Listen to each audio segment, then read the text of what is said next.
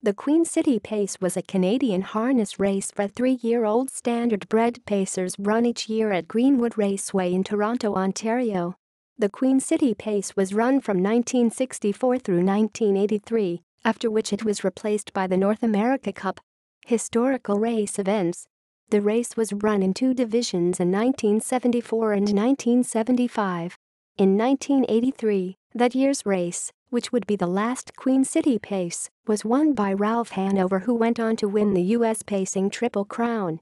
Distances: 1964 1 1/16 miles, 1965 1 1/8 miles, 1966 to 1983 1 mile. Records: most wins by a driver.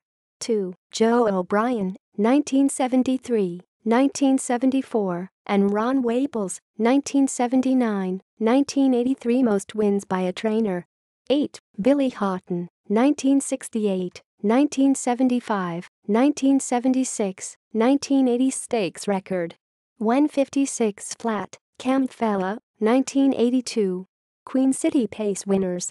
External links: YouTube video of Ralph Hanover winning the 1983 Queen City Pace.